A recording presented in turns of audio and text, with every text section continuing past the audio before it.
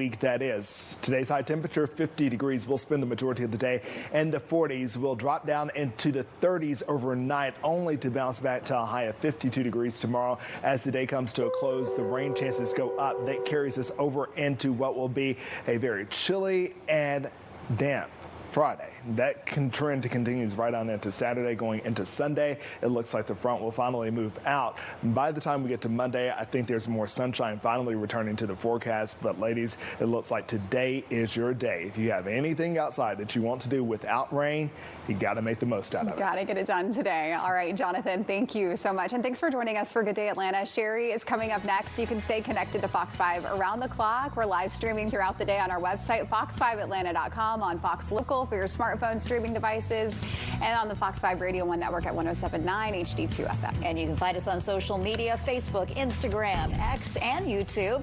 And join us again for Fox 5 News at noon, followed by Portia at 1. Hope you have a great day.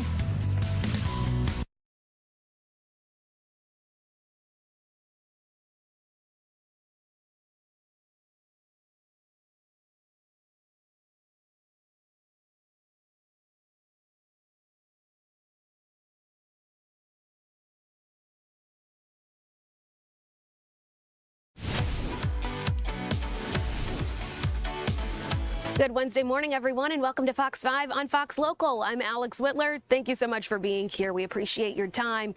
This is our news conversation that's available to you however you stream, either on fox5atlanta.com, the free Fox Local app, or our Fox 5 Atlanta YouTube channel. That's the part that makes this a conversation. So if you guys see a story on here that you're especially passionate about, please don't hesitate to leave a comment in the chat. I can see it in real time. So if you've got a question, comment, concern, go ahead, put it forward, and we're going to talk together about this. I say that, and I emphasize it so much this morning because our first story is one that I've seen a lot of you talking about online. So we are talking about this escaped inmate that has been captured. You've probably heard us talking about this if you watch Fox 5 Atlanta throughout the morning, Good Day Atlanta. We've been talking about this for the past couple of days now, but I can tell you that that escaped inmate, Timothy Shane, is now back in custody. Here is an image of the moment authorities were able to get them into their hands. So we do have a reporter, Fox 5's Rob DiRienzo, who is here on the scene talking this out with us.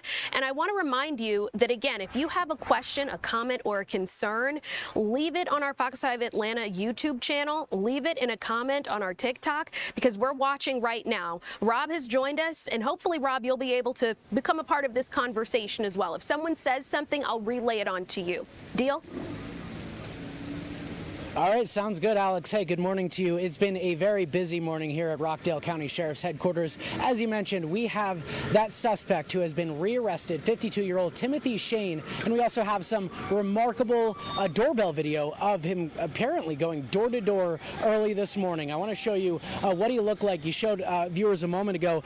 This is the first image we have of 52-year-old Timothy Shane after deputies rearrested him early this morning. He has been on the run since early Monday morning, when he escaped deputies' custody while at Grady in Atlanta. Cops say he managed to steal 2 cars, one with a gun in it, and then took an Uber to a Henry County Publix yesterday. It seemed like the trail went cold last night, and that was until early this morning around 1 a.m. when people on Morris Street in Covington said he was going door to door, claiming he was lost. Take a listen to the doorbell video. I've been all up in the woods hunting. Ended up getting lost for like 5 hours. Is there any way I can pay for something to drink? I just need to make a phone call. I got my money.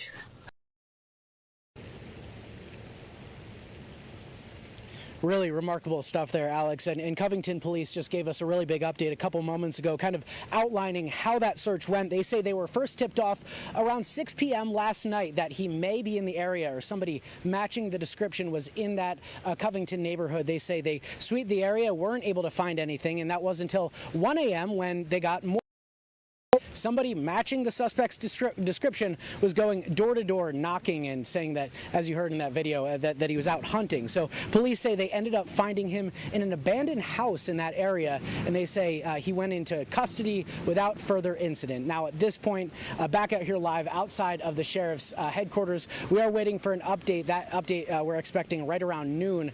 We're also expecting Shane at some point to be brought here back to the jail. We're not clear if that's happened yet, but we are hoping to get a lot more of information coming up on this noon news conference. Alex.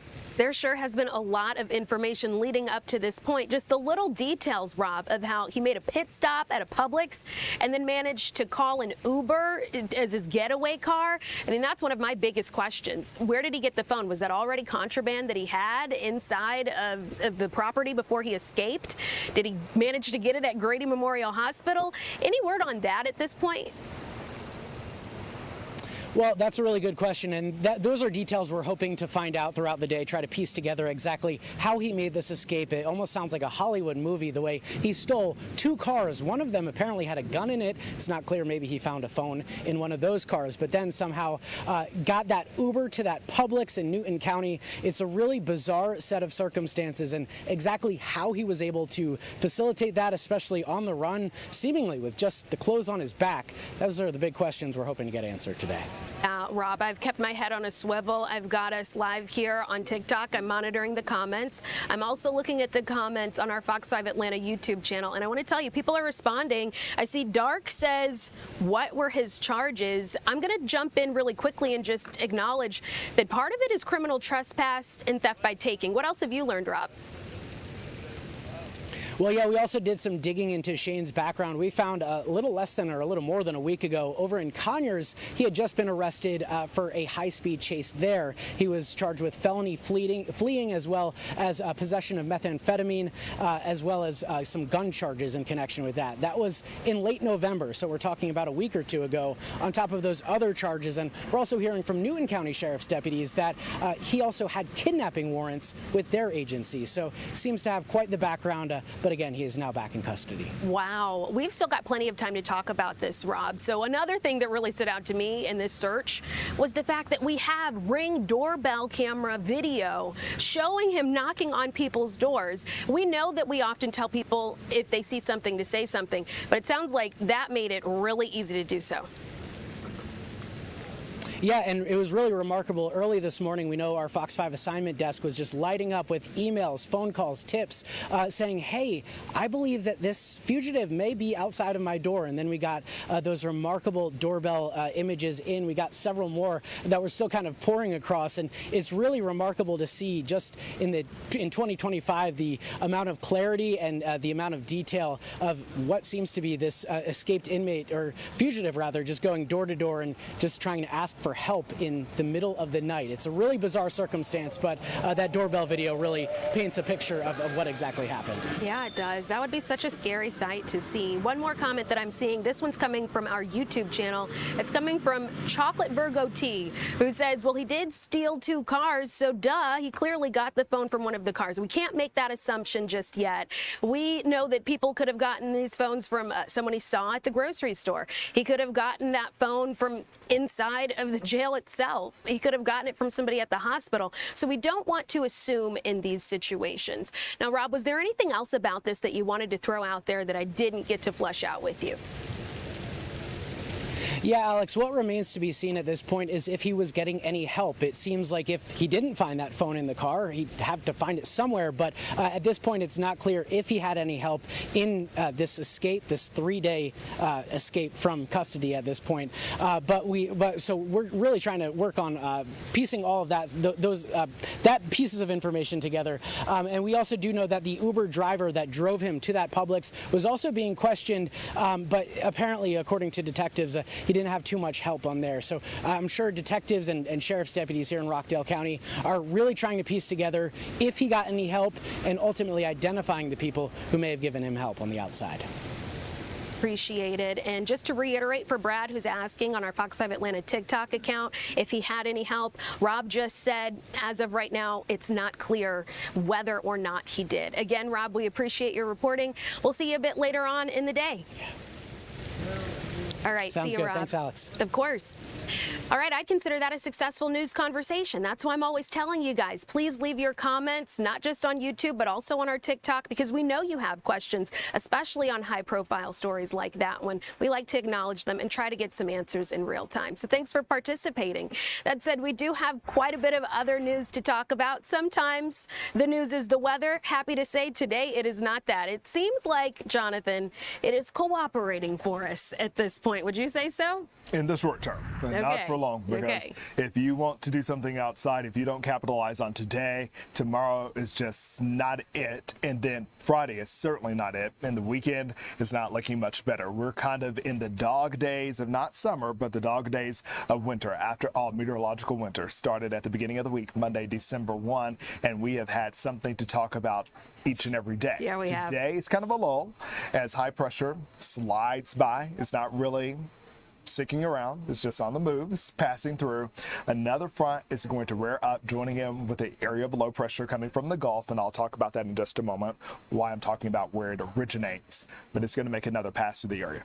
It won't move as fast as the high pressure. So let's move into the forecast now, and you can see that Fox 5 Live Viper radar shows that basically the East Coast is getting a reprieve after a pretty active day yesterday. We had snow showers across the Midwest into the Ohio River Valley up into the interior Northeast, and then wet weather for the mid-Atlantic along with the southeastern United States. This morning the coast is clear. Temperatures though, they are slow to rise. Still in the 30s from Dalton into Carrollton, Newnan, LaGrange, even Eaton. Still in the 30s at this hour. As we close in on the noon hour, most communities will meet 40 degrees, but we won't grow much after that. In fact, temperatures are going to have a really hard time pressing toward the 50-degree mark today, but at least you'll be doing it under mostly sunny skies. A big drop tonight. I want you to notice the difference in the temperatures. We're staying above freezing here in Atlanta at 36 degrees, but Rome, Carrollton, Newnan, LaGrange dropping down 3 or 4 degrees below freezing. You'll also be the first to get introduced to some wet weather tomorrow. Therefore, a wintry mix could be in play, isolated pockets, so the impacts will not be prevalent throughout the area.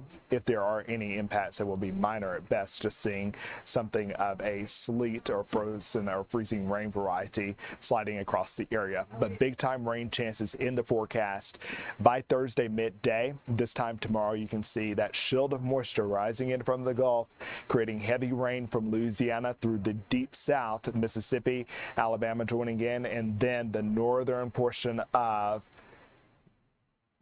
the storm swiping across North Georgia. That's just round one. Another round moves in for Friday. Yay! Then another round for Saturday. Boo! And we just keep on doing it. So we are about to fill up the rain gauge.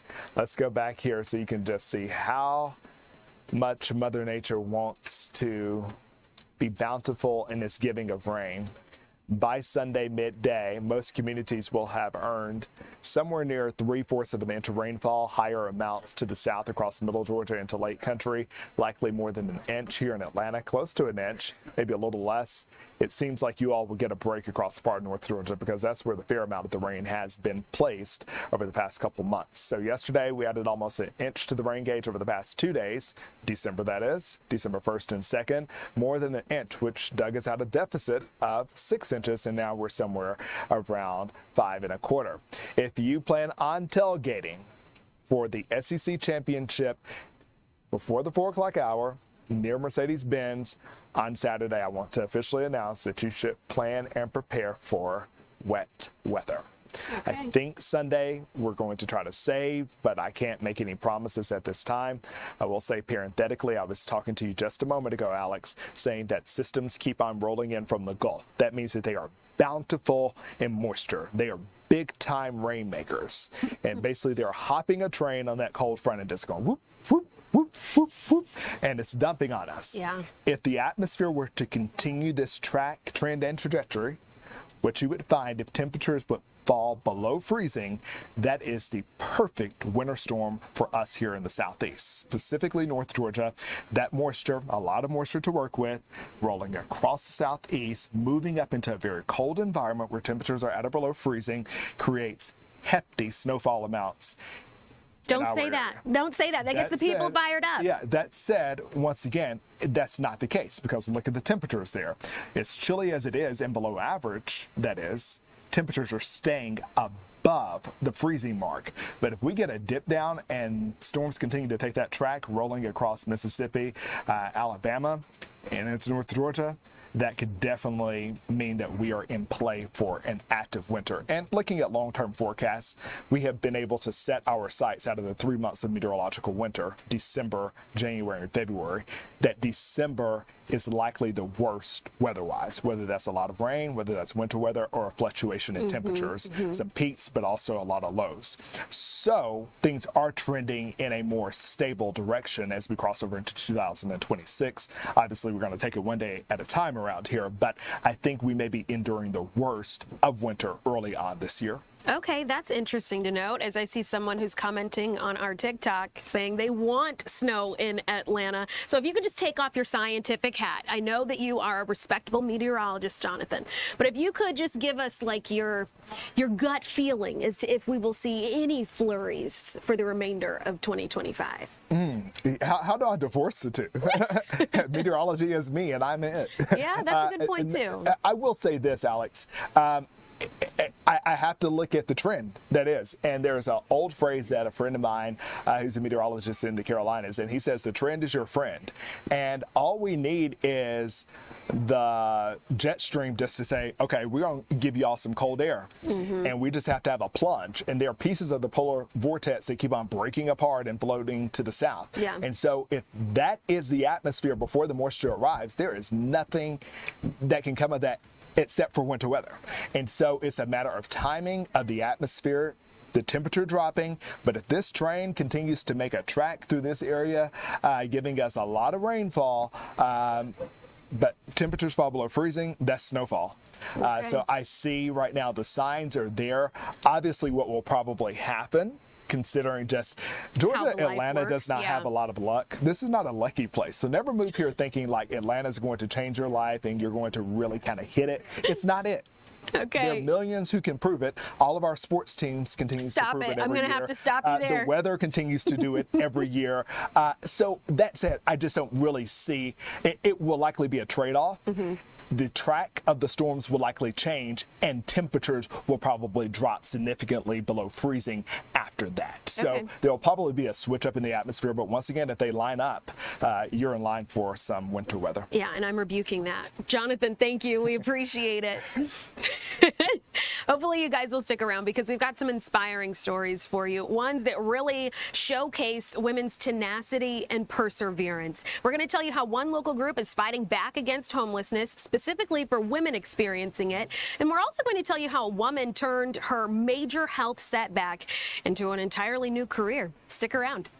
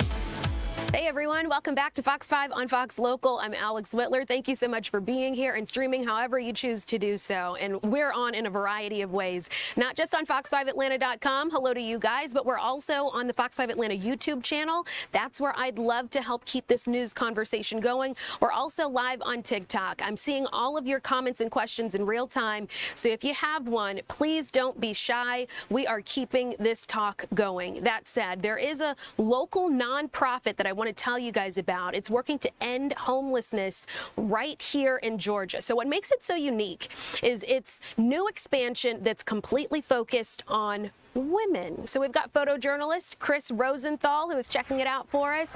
And Chris, I hear this is the new women's only facility that should help ease some people's concerns about safety. Good to see you. Yeah, good to see you too. Yeah, absolutely. You know, Georgia Works has been working since 2013 to help end homelessness for men, get them to work and you know, get them back out. But this new facility that they're having the ribbon cutting for today will be dedicated to women. The first one that they have. And actually, let's go inside and take a look. I'll flip my camera around here. This facility actually was a men's recovery place, but they ended. But it's been vacant now for about 5 years, and they've come through and renovated it. And you see, this is very nice. You know, nice kitchen, nice setup. Downstairs they have bedrooms. But I'm here with Darlene from Georgia Works, and first of all, tell me about what we're expecting, what this is about today. Well, thank you for having me. It's my favorite topic to talk about. So we are launching our first ever DeKalb County, Georgia Workforce Development Program for women today. So this facility will be able to house 11 women at one time, and it will have the same mission as our men's program that has been in existence since 2013. So we help women who are coming out of incarceration or experiencing homelessness. We invite them to join our program and adopt a clean, sober, and drug-free lifestyle. So that's what makes us very unique from any of the, we're not a shelter, we're first and foremost a workforce development program. So women will come into the program, again, clean, sober, and drug-free. We help them in the first 30 days to get hooked up with mental health services providers. We get a physical, we get a mental health evaluation.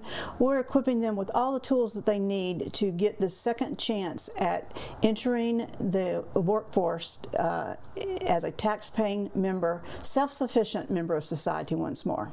Let's get up here and kind of look around this this new place. This is a nice kitchen. It takes a lot of work to get something like this up and running, huh? It does. And the beauty of this project is that the building had been, as you said, vacant for about 5 years. So this has been a total transformation on the inside. The roof was still good, but this is the common area, the kitchen, bedrooms on this floor, shared bathrooms on this floor, a washer and dryer on both floors, more bedrooms downstairs. So 11 women will be able to be housed here at one time. Now the focus is, again, it's not just shelter. This is getting these women back to work. What would a day in the life be like for the women that will be living here? We are a very rule-heavy organization, and we found that necessary to make sure that the women and men develop good habits early on. So the day in the life of is they're going to be up between 6 and 6:30. They'll fix their breakfast. They do chores around the facility, making sure their bed is made, sweeping, cleaning. It's off to work about 8 or 9 o'clock. And it's people want 8 or 9 o'clock, and then they will come back from work in mid-afternoon. They'll be available to meet with their case manager, to go to AA or NA meetings if that's what they need to do. We'll have guest speakers come in to do a 4 o'clock or 5 o'clock meeting. We'll have a hot meal brought in at night. It's lights out at 11 o'clock every night and back in the facility by 8 o'clock so that you have quiet time and you're getting ready for the next day. day. Yeah, and location is so important, and transportation when you have a job. I mean, talk to me about that. This location where this is This ideal. location is ideal. For the men's program, we don't really accept work that is not an easy MARTA bus ride or a MARTA train ride away. So the MARTA station for 232 Eastlake is close by. We've already made contact with several businesses in the DeKalb and the Decatur area that will be willing to offer up the second chance opportunity for work to our women. And again, it's within walking distance or a MARTA bus or a MARTA train ride away. Yeah. Perfect location. Perfect location.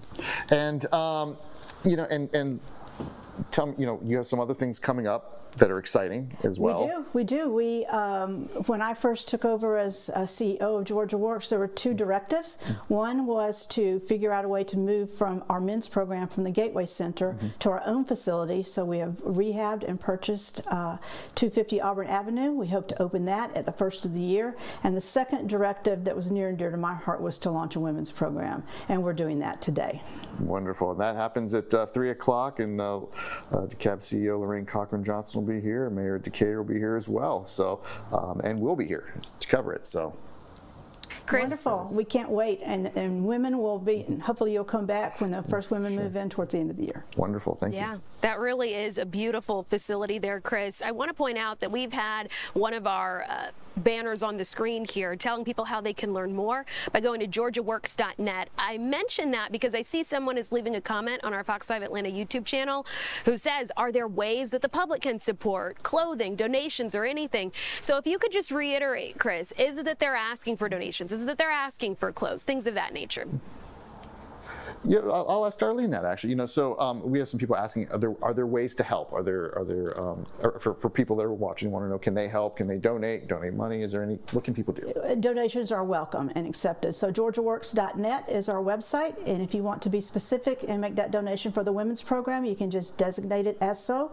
And we also accept clothing donations, toiletry items. We'll begin accepting those here at the facility in the next couple of weeks, because we do provide their basic necessities for the women. Again, toiletry items, clean clothes, etc. So we welcome those donations. Where can they bring that? What address? 232 Eastlake Drive. There will be someone here in about 2 weeks on a permanent basis. There you go. Great. Thank you so much for relaying that, Chris. That's why I keep emphasizing throughout every 11 a.m. stream that I'm here with you on that this is a news conversation. They say you have not because you ask not. So I see that person's name online was Pretty Girls Paris. Thank you for asking. Hopefully you got to hear that answer. Again, you can drop off donations at 232 East Lake Drive. Coming up soon, more information is at georgiaworks.net. Thank you guys so much for participating. I really appreciate it. We do have another inspiring story for you this morning. We are talking about second chances all over the place this hour. So after facing a painful medical condition, a major surgery, and then financial hardship, Courtney Avila from Dallas, Georgia, just refused to give up. I can't wait for you to hear her story. Thanks to a local opportunity and program, then an apprenticeship, she's now thriving with a new job and a new lease on life. So, Courtney, it's great to have you. Thank you for having me. Of course. So let's just start off with your story. What was this life-changing medical diagnosis? Well, I was diagnosed with Chiari malformation, which is a brain defect when I was a child, but a lot of the symptoms didn't get worse until about 2021.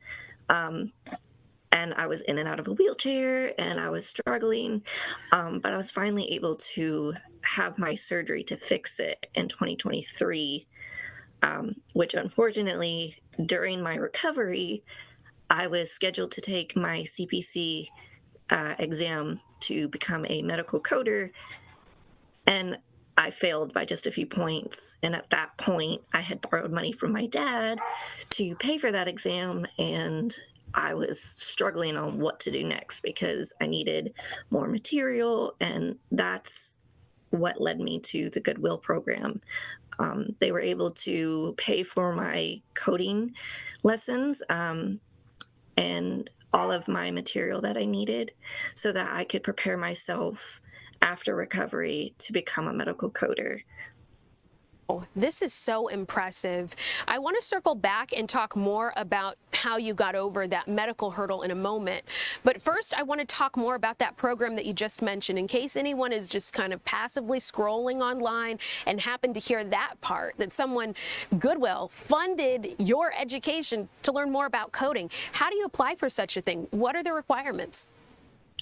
Well, I was actually just searching for free medical coding courses, and I came across Goodwill of North Georgia in their website, and I saw that they offered it. So I gave them a call.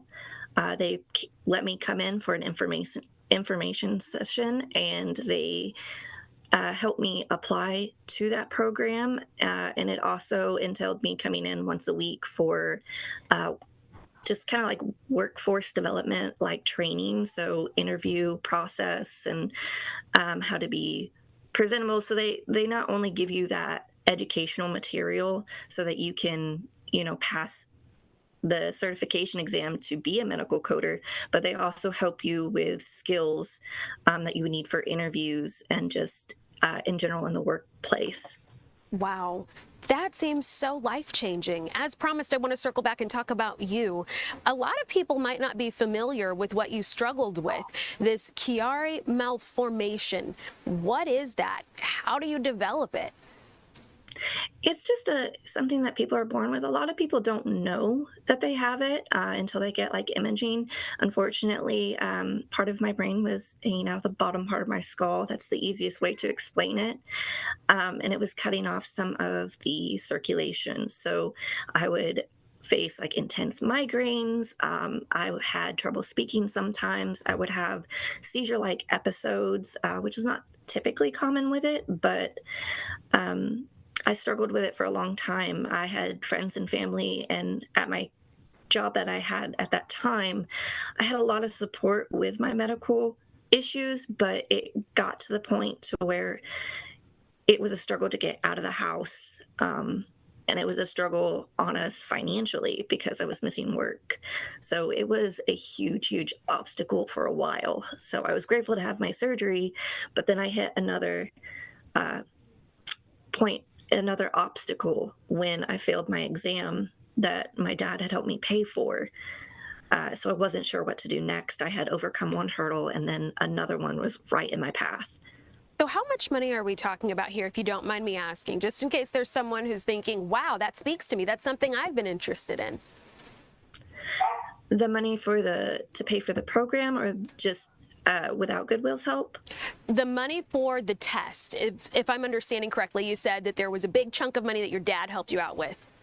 Yeah, you have through the AAPC, you have your membership fees, your coding books, and then you have your exam attempt, which you can pay for 1 or 2 attempts, and all of that is hundreds of dollars that most people just don't have right up front, because you need all of them. You need your membership, you need your books, and you need to pay for the certification exam. And that's not to mention, if you have no prior experience in medical coding, you also need to be able to take a accredited course to understand the test that you're taking. It's not something that you can just jump into with no knowledge.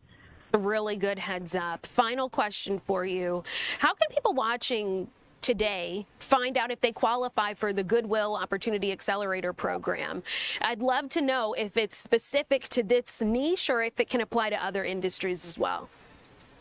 I believe they do have other career opportunities, but you can go to goodwillng.org or just search Goodwill of North Georgia, and they have a lot more information on their website about what they offer and how to qualify. And you can also call your local North Georgia Career Center if you have any more questions. Okay, great. That's goodwillng.org, correct? Great. Yes. We've got it on the screen. And if you guys are interested, we will have it on fox5atlanta.com and the free Fox Local app. Courtney, we really appreciate your time and your inspiring story. Thank you. Of course.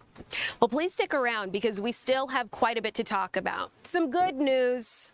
Gas. It's getting cheaper. I know. I didn't think I would say it this year, but here we are. We'll talk about it right after this.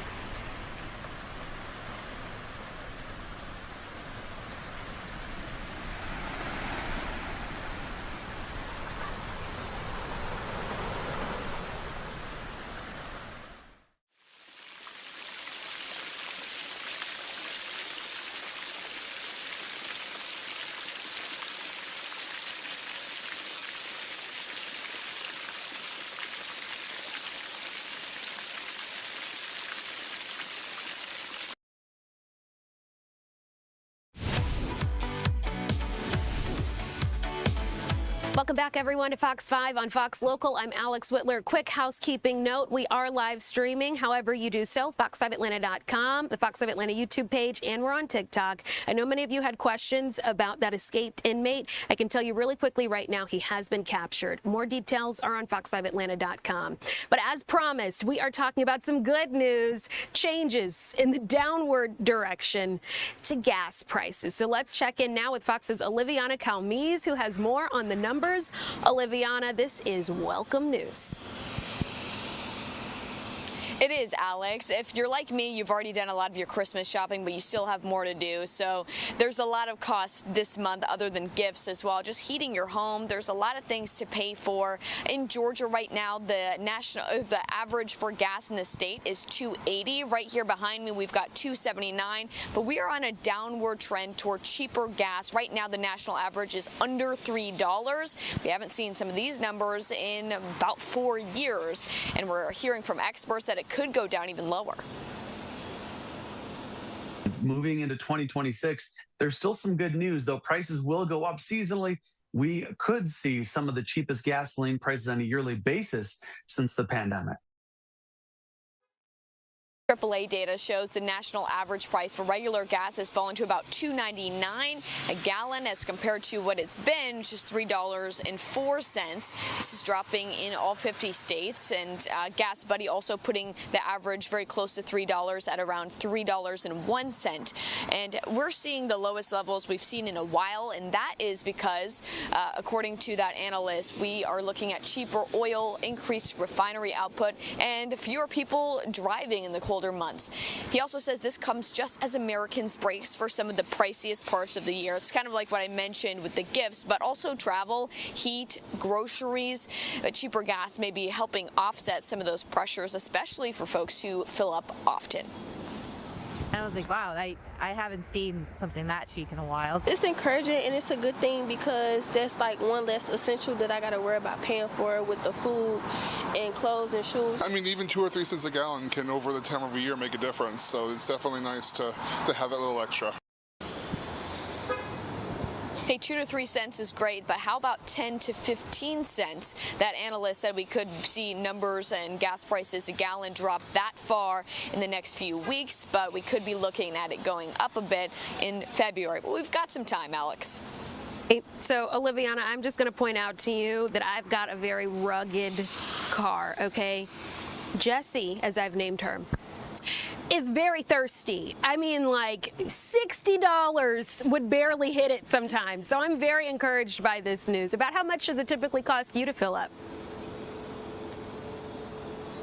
It cost, I drive a big SUV, so we could just guess that it's a lot there, a lot of gallons to put in the tank for sure. But you know what's a good trick? Google Maps has the prices for gas stations for that day. So does other apps, but you can shop around a little bit before you head out to the gas station too. I see someone's commenting as we are live on our Fox 5 Atlanta YouTube channel and on TikTok. Someone says, so where can we find the $2 gas? I'm cracking up. Well, there's partially an answer if you sniff around for it on Google Maps. But I've also heard of this app called Get Upside. That's one that apparently pays you back for gas. It's a really good one. Oliviana, we appreciate your time. Yeah, I think I used to have that one. So yeah? Okay, great. You're vouching for me. We appreciate you as always. We'll see you the next time you're on the stream. See ya. All right, let's talk about some other big stories of the morning. I want to check in with our producer, though, to make sure we've got some time. Okay, we've got one big story that I know you guys have been talking about all morning. It's that escaped inmate. The manhunt has finally come to an end. So after a 3-day-long search for Timothy Shane, who you see here on your screen, he's under that hoodie. He was captured in Covington. Now, before he was caught, he was seen in Newnan County knocking on neighborhood doors. This is one of the many bizarre parts of this story. We do have video of one of those interactions. Look and listen to this. I've been all up in the woods hunting. Ended up getting lost for like 5 hours. Is there any way I can pay for something to drink? I just need to make a phone call. I got money. Well, luckily that homeowner knew better and didn't let him in. Could you imagine how scary that must have been for the person who lives there? If you've been watching the news, you see this man's face on it, and boom, he's right there at your doorstep. Well, the sheriff's office is expected to hold a news conference all about this wild goose chase at noon today. That's in 19 minutes. If you stay with us, you'll see it on Fox 5 News at noon. That said, we still have some fun stuff to talk about. You know, it's Wednesday. That means I'm checking in with Gary Stokan to talk about the college football playoff rankings. That and some more football news right after this.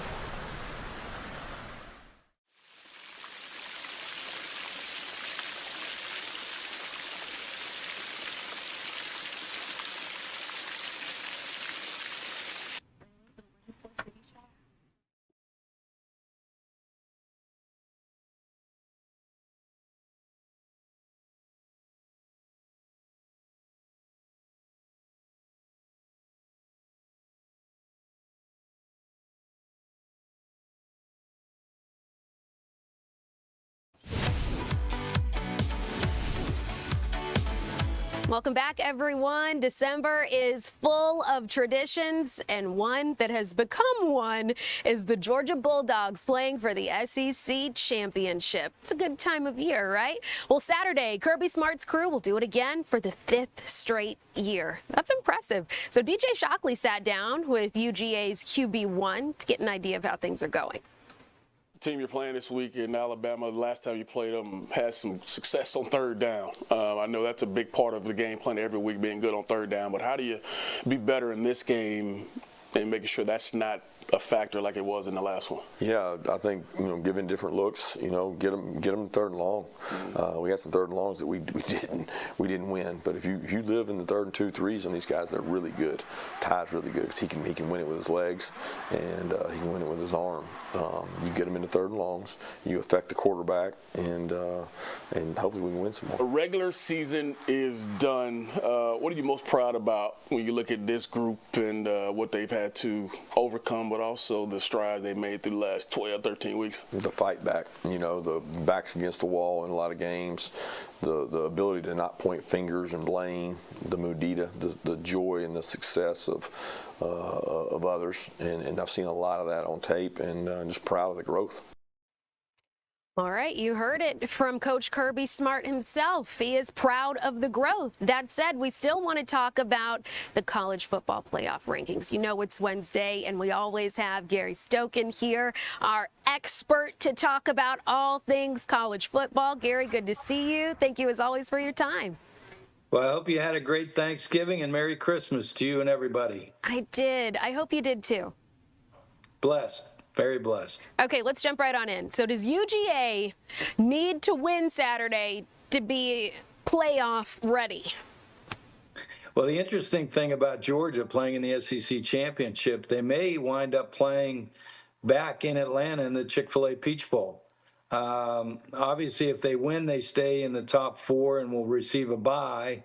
And then it's a matter of where number 1, whether it's Ohio State or Indiana, more than likely, gets positioned.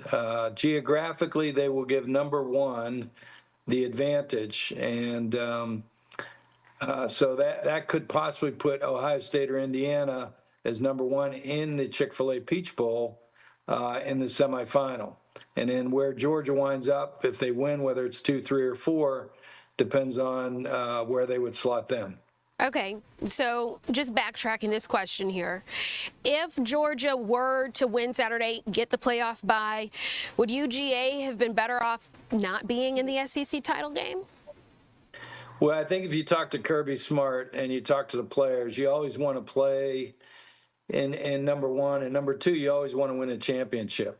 And so I would think they would tell you they'd rather play and win the SEC championship and then move up, obviously, with a win. So, yeah, I think Georgia would prefer to play. Okay, well, you know who else wants to win? Alabama. So will they make the playoff if they lose to Georgia Saturday? Yeah, that's one of the real interesting questions is Alabama slotted number 9 ahead of Notre Dame. I think if they lose a close game to Georgia, they'll stay in. If they lose by a lot of points to Georgia, then it becomes contentious as to whether Alabama with 3 losses would stay in or Notre Dame at 10-2 would jump ahead of them. If Alabama were to win, obviously they stay in, as does Georgia. And then the SEC gets, I think, 5 teams in. So how do you think the committee factored in that big change to Ole Miss's situation here? Lane Kiffin leaving. How did that play a role? Well, it was good news for Ole Miss that Charlie Weiss, the offensive coordinator, is coming back. So they have their offense and defensive coordinators there, which they call out of the game.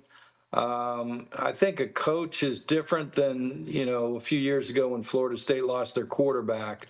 That made a big difference, and they were able to see Florida State play a couple games without their starting quarterback.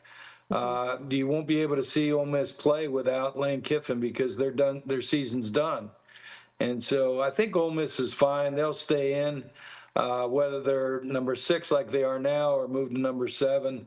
They'll get a home game, and I think that's where you want to be, 5 through 8. If you can't get a bye 1 through 4, you want to be in that 5 to 8 slot, so you at least get a home game in the first round. Yeah, and I mean, the obvious, even people who aren't big on sports know what it means to play at home. I mean, you've got the support from fans. It just elevates the playing to that next level. So, Gary, I also want to talk about any surprises on your end from this week's rankings. If not, that's fine, but I'm curious. Yeah, interesting that BYU, with the strength of record being 6th in the country and only losing to Texas Tech, who's ranked number 4, and BYU being 11-1, that's a little surprising that they're ranked 11th this week. But they control their destiny. If they were to go into the Big 12 championship in Dallas and beat Texas Tech, then they move in and probably move Notre Dame out of the playoff. The other interesting thing to me is the ACC. With Virginia playing Duke, Duke not being ranked, if Duke wins the game, you could see 2 Group of 5 champions replace the ACC.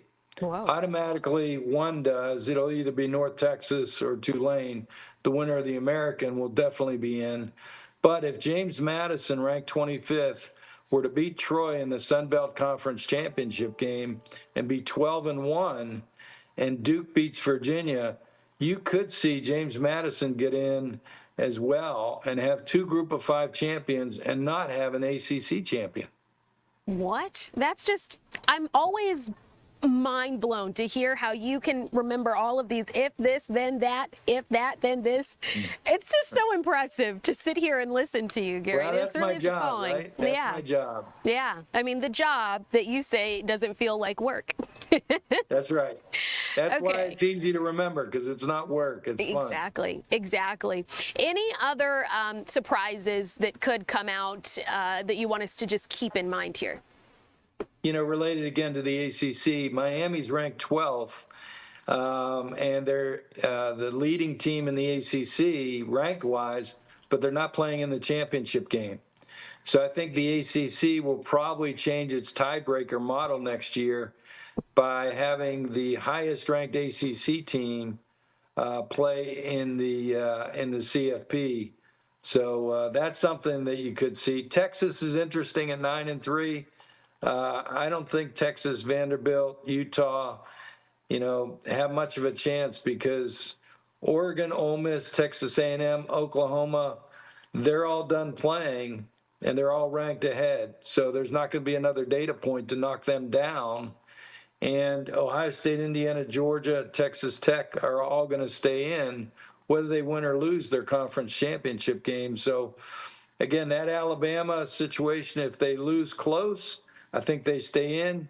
If they lose by a big margin, then it gets a little contentious between them and Notre Dame. And if BYU were to beat Texas Tech, BYU is going to take a slot too. So Alabama, Notre Dame, BYU have the most to lose this week. Okay, we'll keep it all in mind. Gary, I'm going to give you a heads up. We're going to talk about a very disappointing team. We're transitioning from college football and talking about the Falcons. So thank you for your time. If you want to keep listening, you're welcome to. But I know Falcons fans don't really want to hear about what we've got to say coming up. So thank you, Gary. Thanks so much for having us, and Merry Christmas. Yes, Merry Christmas and Happy Holidays. Thank you, Gary. Okay, I gave you that warning. It's an important conversation to have, though, right? Because Falcons fans, they're loyal. So let's talk about it. The Falcons are going to take on the Seattle Seahawks. Woo, let us pray about it. It's this Sunday at 1 p.m. It's all for Week 14. So this comes after last weekend's. I don't even want to open my eyes to, see it or think about it. Sobering loss to the Jets, one of the worst teams in the NFL. So according to the New York Times playoff simulator, there's only a 3% chance that the Falcons will make the postseason field. So when asked about what went wrong during that game, head coach Raheem Morris was pretty blunt. Here's this. We played awful yesterday on special teams, and I don't know how to say it any other way. You can't give up a kickoff return, and you certainly can't muff it on the 2 and give up 10 points on teams. And we were fortunate that was only 10. Our defense did a great job on the kickoff return and held them. And there's always things you can talk about the rest of the team you can get better at, but obviously that was the glaring thing yesterday. It was like you're in the game and you're there. and you think you know what's going on. You come out, you talk about it, and you say what happened, and then you go back today and you just really confirm all the things that happened from a standpoint of you just can't have those two big glaring mistakes from a special team standpoint. And we haven't played great all year. We got to do a better job at correcting those things in the week. Do you have to consider starters on the units? You always consider that anyway. You know, like Ty Lazier is one of the guys that plays for us in most of the special teams. We got a lot of guys out there that play that way. You know, you got to put people out there to get the job done. So like we've always done that, and we always will do that. And we'll always look at the focus of that when it comes to personnel as well. Sometimes you just got to call a spade a spade. That was head coach Raheem Morris saying the team hasn't played well all year. Tough, but honest. So let's hear what Coach Morris had to say about the Seahawks. They're going to be one of the best teams we've played since we've been here, and they're very talented. You know, Smith and Jigma is coming to his own as the #1 wideout. Obviously, that defense has got it going. You know, a lot of those guys over there, Adam Durde, who was here as defensive coordinator, and what Mike was able to accomplish has been outstanding. They got DeMarcus Lawrence, they got Williams, they got Murphy. They got a bunch of guys that are in some significant spots in their career, and they've done a nice job, and they play really well. They got Ernest Jones in the middle linebacker with the green dot, fan favorite, guy that we won the championship out in L.A., leader, absolute dog. And the secondary is getting better and better. They got the young kid from South Carolina playing nickel for them. They got Witherspoon out there playing one of the best corners in the league. You know, Woolen, who had one of the best rookie seasons that we've seen. They're playing at a very high level, along with that offense with the 2 running backs and that O-line, and Sam, a nice addition for those guys. Yeah, what a way to tip your hat and say, I recognize who I'm about to go up against is good. Sometimes it's best to just be honest. Lay it all out on the table. Here are the odds. Well, that said, we want to give you a live look outside. You're looking at Mercedes-Benz Stadium, where it looks positively pleasant out there, but it probably feels really cold. So I want to give you one more update on the weather here to give you a sense of what it'll be like for that game that'll take place Saturday afternoon. So our meteorologists say your forecast for the rest of today looks mostly sunny and cool with highs near 50. We could see a few showers return Thursday, but the steadier rain and higher totals take over Thursday night through Friday. So there's a look. That was our news conversation, you guys. You really were present and engaging this hour. I really appreciate it. It makes my job fun and not feel like work. So thank you again for being here. I'll see you next Wednesday. We'll do it all over again. Stick around because here comes your news at noon.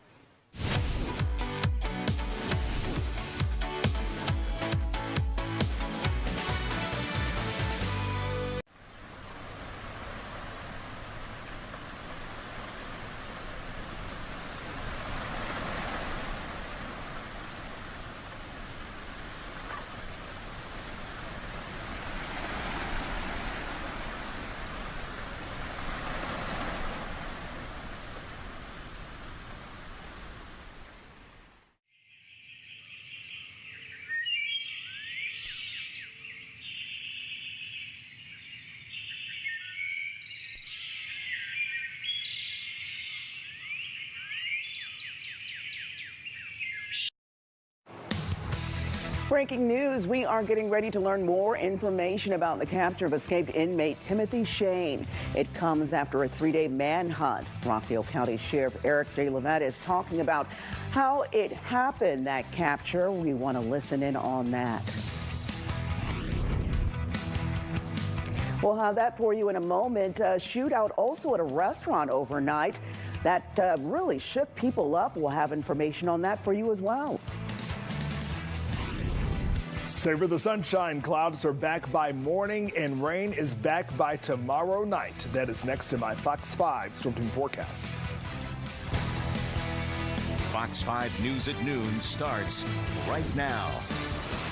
And we begin this afternoon with developments out of Rockdale County. That is where deputies are preparing to tell us more about the capture of an escaped inmate. Good afternoon. I'm Deidre Dukes, and for Alex Whitler.